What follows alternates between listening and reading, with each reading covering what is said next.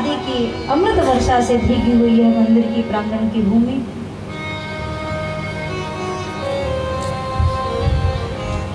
जिसके प्रमुख आयोजक और प्रमुख श्रोता तो श्री हनुमान जी महाराज ही हैं, महावीर जी ही हैं। समस्त उमरेठ नगर वासियों के पुण्य प्रताप से, पूर्वजों के आशीर्वाद संस्कार से उमरेठ की पावन धरती पर आप सबकी तपस्या के फलीभूत श्री रामचरितमानस जी वृंदावन से ठाकुर जी के सहित आपके यहाँ पधारे। श्रद्धा धाम श्री महावीर मंदिर समिति तथा समस्त खंडेलवाल परिवार को शुभकामनाएं। ऐसा भव्य आयोजन पुनः ठाकुर जी की असीम कृपा से आप सबके हाथों, आप सबके माध्यम से प्रभु करा रहे हैं। राधे काल की बेला में भव्य शोभा यात्रा के सहित हम सब ने श्री रामचरितमानस जी का एवं समस्त ब्राह्मण आदि का अपने नगर में उमरेठ में स्वागत किया। कहते हैं भगवान के ऐसे शुभ आयोजन में जो मनुष्य सम्मिलित होते हैं, एक एक पग पर उन्हें अश्वमेघ सहस्त्राणी वाजपेय शतानी जो, एक एक पग पर हजारों अश्वमेघ यज्ञों का पुण्य मनुष्य को प्राप्त होता है। जब ऐसे भव्य आयोजन, यज्ञ की सेवा, कथा की सेवा, मंदिर की सेवा में मनुष्य प्रस्तुत होता है। आइए प्रथम दिन की कथा है। भगवान श्री हनुमान जी महाराज के चरणों में बैठकर श्रद्धा धाम प्रांगण में बड़ी श्रद्धा के साथ भगवान की पावन मंगलमय श्री रामचरितमानस कथा को श्रवण करने के लिए हम सब बड़े ही आनंद से, उल्लास से भगवान का नाम संकीर्तन करके अपने हृदय को एकाग्र करें, अपनी वाणी, अपनी बुद्धि, चित्त को पवित्र करें। बोले श्री रामचंद्र भगवान की। श्री राम जय राम, जय जय राम।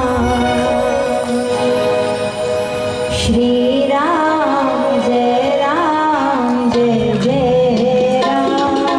श्री राम जय राम, जय राम। श्री राम जय राम, जय राम।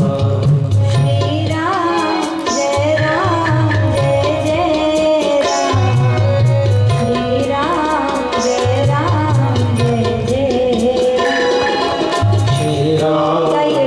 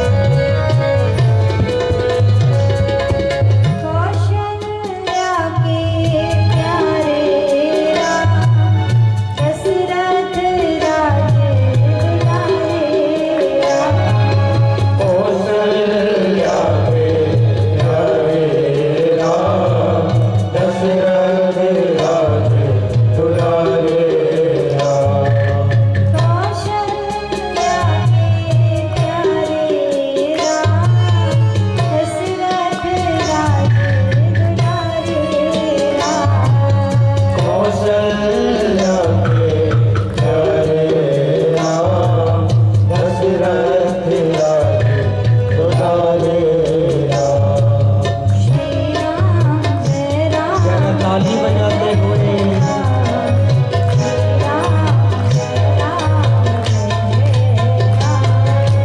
श्री राम जय राम जय जय राम श्री राम जय राम।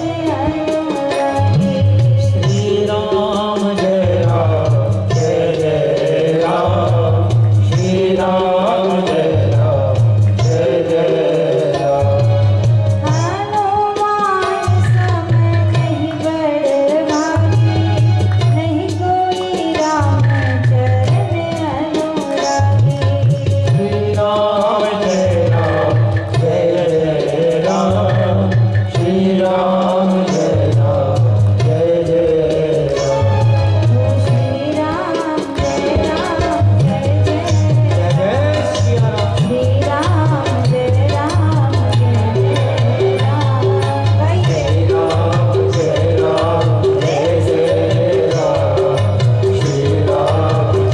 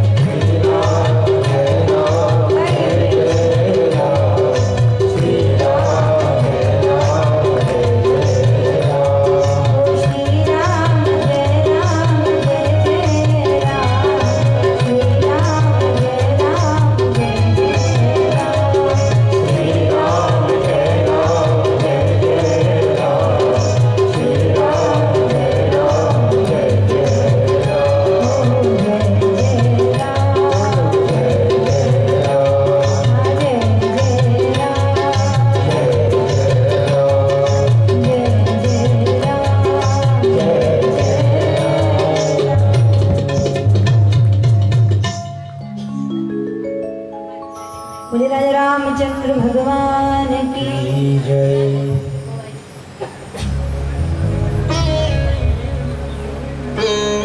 आनंद के अंदर सच्चिदानंद ठाकुर श्री बांके बिहारी लाल जी के चरण में प्रणाम करते हुए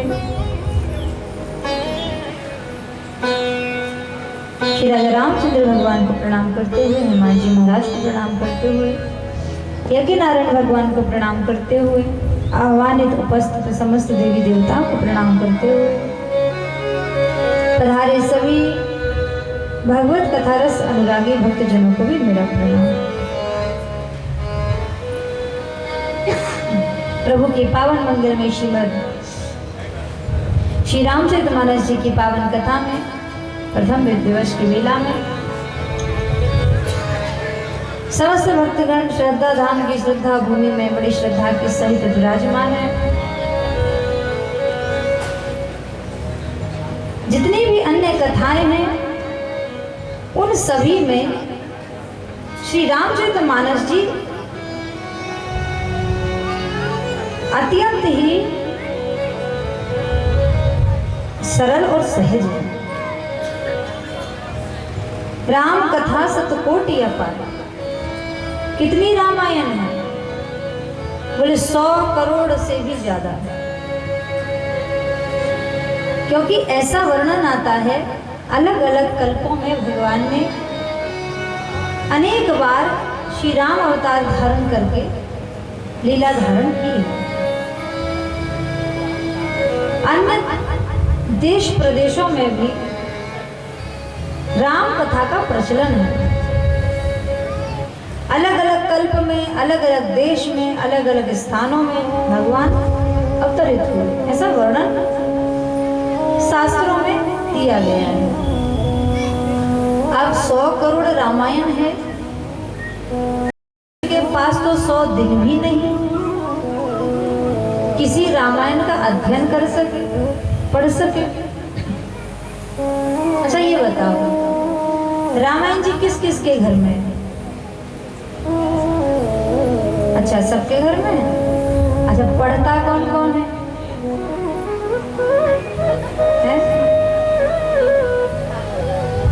पढ़ते 2-4 लोग हैं, है सबके यहाँ। बाकी तो सब लाल कपड़े में लपेट के रखे हुए हैं। ज्यादा से ज्यादा श्रद्धा बोले तो आरती कर देते हैं, अगरबत्ती दिखा देते हो, है ना? देखिए जब तुलसीदास जी भी भगवान की कथा लिखने बैठे तब प्रारंभ में उन्होंने कथा लिखी संस्कृत में। लेकिन एक विचित्र घटना हुआ करती थी। सुबह से लेकर शाम तक तुलसीदास जी संस्कृत में रामायण लिखते, लेकिन अगले दिन प्रातः काल उठकर देखते तो पूरी रामायण मिटी हुई थी। और ऐसा करते करते 7 दिन हो गए।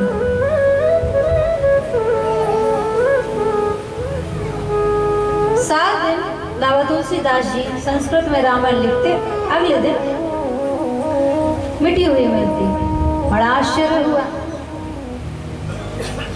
प्रार्थना करी अपने गुरुदेव से।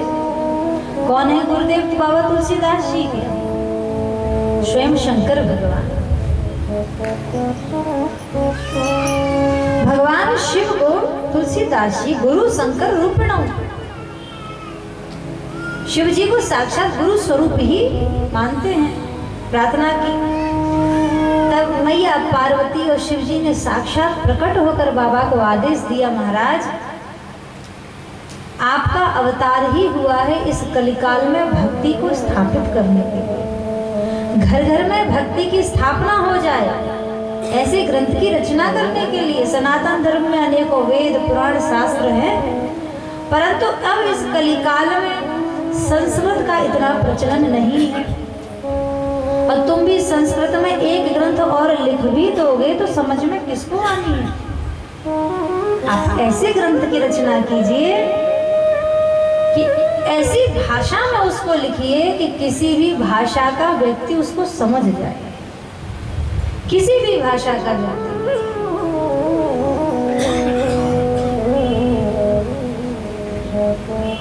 ऐसा आदेश शिव जी का तुलसीदास जी को हुआ।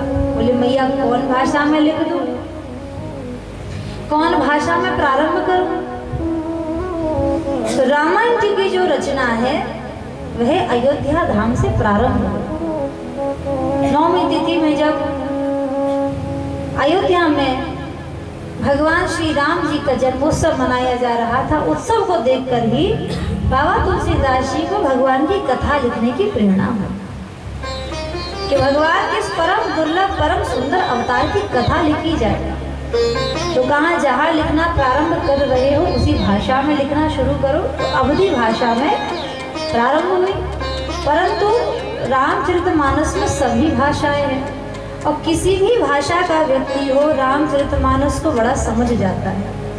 और ऐसी बात नहीं है कि रामायण केवल सरल है। रामायण ऐसा विचित्र ग्रंथ है, जो विद्वानों के लिए तो कठिन है। बड़े बड़े आचार्य विद्वान संस्कृत व्याकरण आचार्य एक एक चौपाई के हजारों अर्थ निकालते हैं। अलग अलग विद्वान एक ही चौपाई का अलग अलग अर्थ बताएगा, अपने अपने भाव चिंतन के अनुसार उसका व्याख्या करेंगे। विद्वानों के लिए तो कठिन है, लेकिन भैया कम पढ़े लिखों के लिए भी सरल है। यही रामचरितमानस की विचित्रता है। संस्कृत भाषा नारियल तोड़त में कठिनाई, संस्कृत भाषा नारियल तोड़त में कठिनाई, तुलसी तोड़ी गिरधरी जो चाहे सो खाई। जैसे नारियल कठोर होता है, नारियल को कोई चबा के नहीं खा सकता, लेकिन कोई नारियल फोड़ के भीतर की गरी निकाल के धर दे तो बच्चा भी खा लेता है। ऐसे ही कठिन से कठिन भाषाओं में विद्वानों के द्वारा आचार्यों के द्वारा लिखी गई इस राम कथा को बाबा तुलसीदास जी ने उस कठोर नारियल को मानो फोड़ कर भीतर का जो मुलायम भाग था, जो गिरी थी, हम सबके सामने प्रस्तुत कर दी। जो चाहे सो खाए। इसको हर कोई पढ़ सकता है, हर कोई सुन सकता है, हर कोई गा सकता है, हर कोई समझ सकता है। इसलिए खाली लाल कपड़े में लपेट के मत धरे रहो भैया, पढ़ो, पढ़िए, क्योंकि हमारे सनातन धर्म में हजारों ये ग्रंथ पुराण आदि हैं, परंतु 3 शास्त्र ऐसे हैं जिनका अध्ययन हर मनुष्य को करना चाहिए।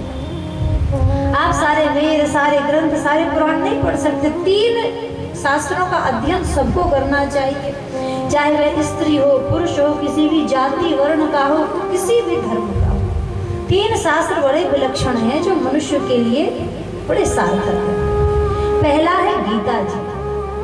सबको गीता का पाठ करना चाहिए, गीता पढ़नी चाहिए। अभी तो समाज में जागरूकता आ गई है, परंतु कुछ समय पहले तक तो लोगों को यही नहीं पता था गीता भागवत रामायण में अंतर क्या है। तो सब कोई एक ही समझते थे।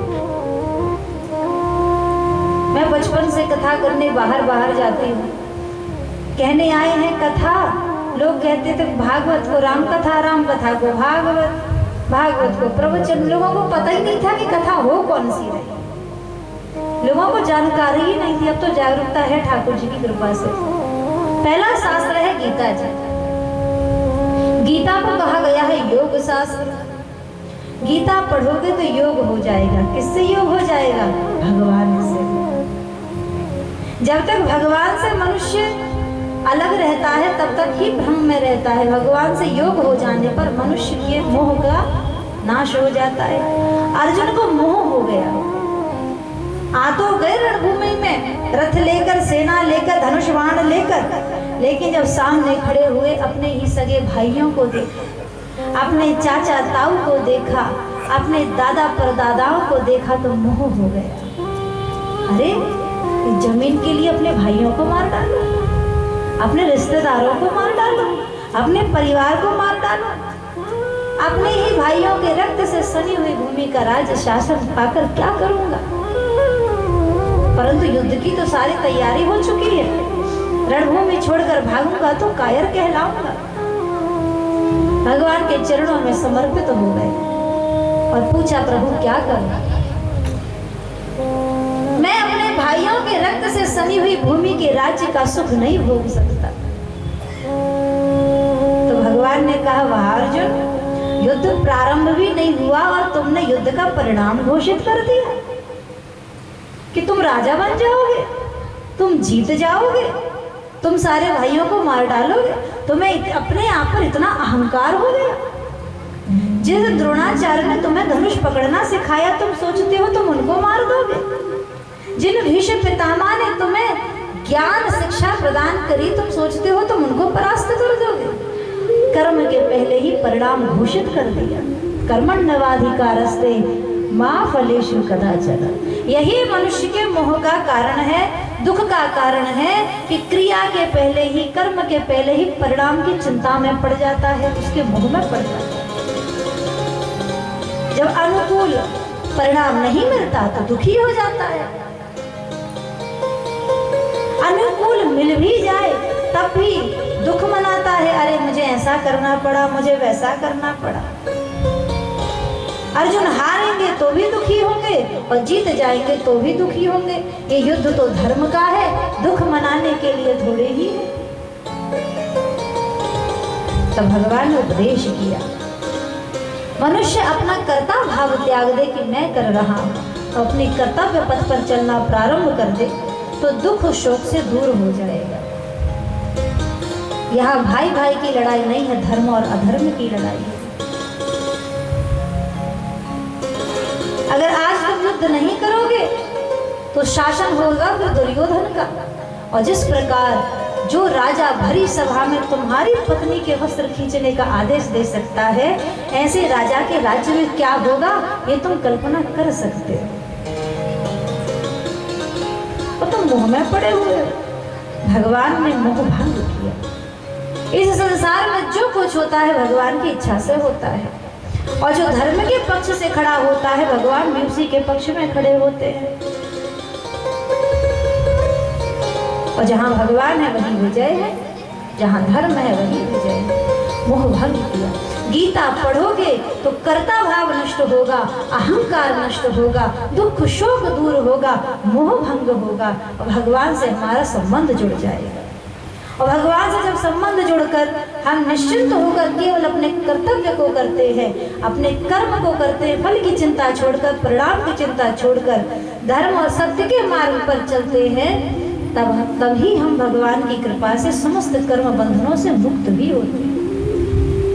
भगवान ने अंत में यही कहा, चिंता मत कर, सर्व धर्मान परित्यज्य मामेकं शरणं व्रज। क्या होगा कल की चिंता छोड़कर मेरी शरण में आ जा, और मैं जैसा कहता जा रहा हूँ वैसा करता चला जा। बस अहम त्वां सर्व पापेभ्यो मोक्षयिष्यामि महाशुचा, मैं तुझे कर्म बंधनों से मुक्त कर दूंगा। अब जो मैं कह रहा हूँ वैसा करता चला। तो अर्जुन को विजय भी प्राप्त हुई, दुख भी दूर हुआ, मोह भी दूर हुआ और मोक्षयिष्यामि महाशुचा, और मोक्ष मार्ग भी प्राप्त हुआ। भगवान से जुड़ना है तो गीता पढ़िए। अहम जब तक दूर नहीं होगा तब तक भगवान से जुड़ाव भी नहीं होगा। हमारा अहंकार ही हमको भगवान से दूर किए है। गोपियां सब कुछ छोड़कर आ गए महाराष्ट्र में, अंत में अहंकार ही तो हुआ कि भगवान अंतर ध्यान हो गए। अहंकार के कारण ही तो पुनः भगवान को खो दिया। अहंकार आया तो भगवान पाकर भी खो जाएंगे। इसलिए गीता योग शास्त्र, सबको गीता पढ़ना चाहिए। शोक दूर होगा, मोह दूर होगा, चिंताएं दूर होंगी। दूसरा है श्री रामचरितमानस, इसका पाठ सबको करना चाहिए। और कैसे करना चाहिए ये भी सुन लीजिए। कई लोग पूछते तो है रामचरितमानस का पाठ तो करें, रामायण का पाठ तो करें, परंतु कैसे करें, क्या नियम है। नहा के करें, बिना नहाए करें, खा के करें, बिना खाए करें, सुबह करें कि शाम को करें कि रात को करें।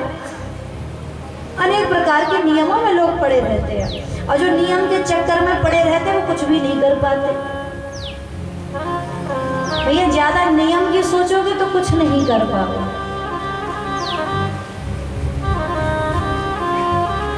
कैसे भी करो, करना जरूरी है, पढ़ना जरूरी है। चाहे खा के पढ़ो, चाहे बिना खाए पढ़ो, चाहे सुबह पढ़ो, चाहे शाम, चाहे बिस्तर पे बैठ के पढ़ो, चाहे जमीन पे बैठ कर पढ़ो, पढ़ना आवश्यक है। रामायण कथा को, रामायण को प्रयोग शास्त्र कहा गया है। गीता योग शास्त्र, योग अर्थात जोड़ देना। कुछ टोटल करते हैं तो योग कितना हुआ, योग मतलब जुड़ना।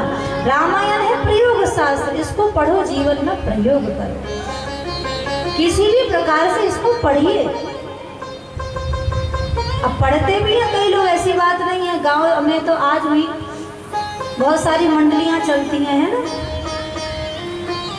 रामायण का पाठ होता, अभी बता रहे थे जाने 250-500 कितने रामायण के पाठ हो गए, सुंदरकांड के पाठ हो गए, बता रहे थे। परंतु एक बात है भैया, रामचरितमानस उतना पढ़ो जितना समझ में है। जब तक एक चौपाई समझ में नहीं आ जा रही है उसको पढ़ते रहो। कहते हैं कि गांधी जी एक ही चौपाई पढ़ते थे। कौन सी चौपाई पढ़ते रहते थे? परहित सरिस धर्म नहीं भाई, परहित सरिस धर्म नहीं भाई।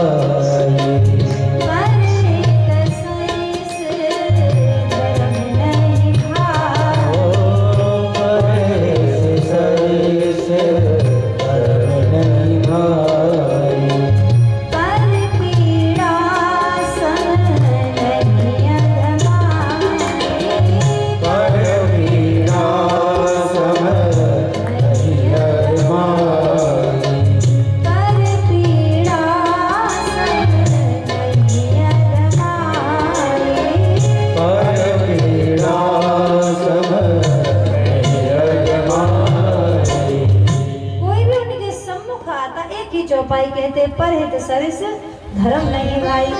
किसी ने पूछा महाराज तुम आगे की चौपाई क्यों नहीं कहते हो? तो गांधी जी ने कहा भैया इस एक चौपाई को ही तो मैं अपने जीवन में उतार लूं तब तो आगे की पढ़ पाऊं।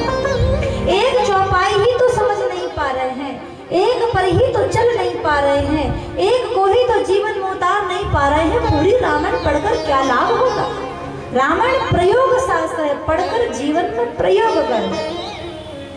बाबा तुलसीदास जी रामायण गाते हुए अश्रु बहाते हैं। हनुमान जी महाराज कथा सुनने बैठे, यत्र यत्र रघुनाथ कीर्तनम तत्र तत्र कृत मस्तकांजनम वासु वारी परिपूर्ण लोचनम। हनुमान जी महाराज यत्र यत्र रघुनाथ कीर्तनम, जहाँ जहाँ भगवान की कथा होती है तत्र तत्र कृत मस्तकांजलम, वहाँ वहाँ आकर हनुमान जी महाराज बैठकर कथा सुनते हैं। और कैसे सुनते हैं? कृत मस्तकांजलम, दोनों हाथ जोड़कर मस्तक झुकाकर बैठे रहते हैं। और वासु वारी परिपूर्ण लोचनम, नेत्रों से निरंतर अश्रुधारा बहती रहती है। ऐसे भाव से हनुमान जी महाराज सुनते हैं। शिव जी जिस कथा को समाधि लगाकर कहते हैं, पता भी नहीं चला कि सती मैया सो गई।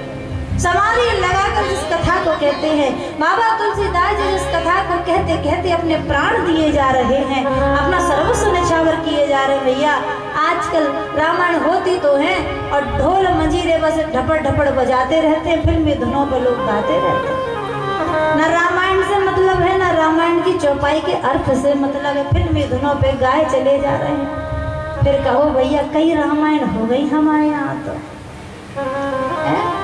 कई सुंदर कांड हो गए, परंतु उस भाव को समझे। एक एक चौपाई का भाव समझिए।